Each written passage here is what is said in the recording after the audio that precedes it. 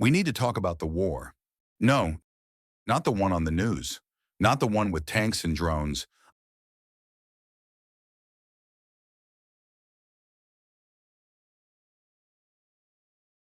I'm talking about the war you're fighting right now, inside your own head. The war between who you are and who you know you could be. The topic is discipline. Now, I know what that word triggers for most people. You think of punishment. You think of a man in a round hat screaming until his veins pop. You think of misery. But that's not discipline. That's just compliance. Compliance is doing what you're told because you're afraid of the consequences. Real discipline, self-discipline, that is something entirely different. That is armor. And in a world that is constantly trying to make you soft, distracted, and weak, that armor is the only thing that will save you. Let me tell you a story from my early days in training. We had been in the field for days. It was raining, that cold, sideways rain that finds its way under every layer of gear you own. We were exhausted, hungry, shivering. We were told to dig a fighting position, a foxhole. Now, the standard was that the hole had to be chest deep, but it was 0300 hours. The instructors were asleep in their tents. The mud was heavy. My body was screaming at me to stop. My mind started whispering, just dig it waist deep. It's dark. No one will check. It's good enough. That voice, that is the enemy. It's the voice of compromise. I looked over at the guy next to me. He was digging. He didn't look at me. He didn't complain. He just kept driving the shovel into the wet earth. He dug it chest deep. He smoothed the edges. He set his sector of fire. He prepared as if the enemy was coming over the hill in 5 minutes. He wasn't doing it for the instructors. He was doing it because that was the standard. That night, I learned that discipline isn't about what you do when the sergeant is watching. Discipline is what you do when you are cold, wet, tired, and absolutely no one is looking. In your life, there is probably no sergeant watching you. There is no one screaming at you to get out of bed, to write that business plan, to eat clean, to be patient with your children. You are the general, but you are also the private. You give the orders, and you have to follow them. And this is where most people fall apart. They are terrible generals. They give an order. I will work out tomorrow. And when the time comes, their inner private says, I don't feel like it. And the general says, okay, maybe later. You have lost the chain of command in your own mind. You rely on motivation. Let me tell you something about motivation. It is a feeling. Feelings are like the weather. They change. They are unreliable.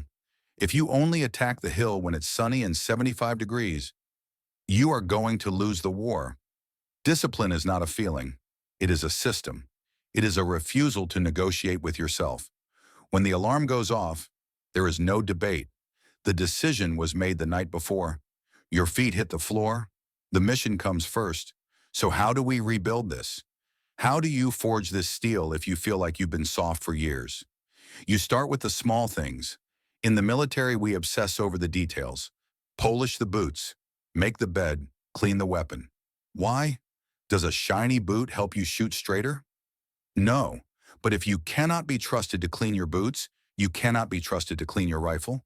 And if you cannot trust your rifle, you cannot be trusted with the lives of your squad. It is all connected. How you do anything is how you do everything. Look at your life. Look at your sink. Are there dishes in it? Look at your car. Is it a mess? These are small breaches in your perimeter. When you ignore the small things, you are training your brain to accept a lower standard. You are training yourself to quit. Tighten up the small things. Make your bed every morning, not because it matters to the world, but because it matters to you. It is the first victory of the day. It proves that you have dominion over your environment. There is a pain involved here. I won't lie to you. Waking up early hurts. Saying no to the vices you love hurts. Pushing your body hurts. But there are two types of pain in this world.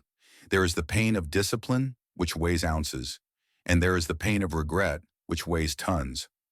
I have seen men at the end of their careers or the end of their lives carrying the weight of regret. The I should have, the I could have. That is a heavy rucksack to carry to the grave. The pain of discipline, it burns, yes, but it is a clean burn. it purifies. When you finish a hard task, when you keep a promise to yourself, you feel something that comfort can never give you. You feel self-respect. You cannot buy self-respect. You cannot fake it. You have to earn it every single day in the trenches of your daily choices. Listen to me. You have a mission. Maybe you don't know what it is yet, or maybe you've been ignoring it. But you have potential inside you that is currently being suffocated by comfort and distraction. The world needs you to be strong. Your family needs you to be capable. You need to be the person who can hold the line when chaos breaks out. So stop negotiating with your weakness. Stop waiting for the perfect time. The perfect time does not exist. There is only the objective and the work required to take it. Check your gear, sharpen your mind, and get to work. Dismissed.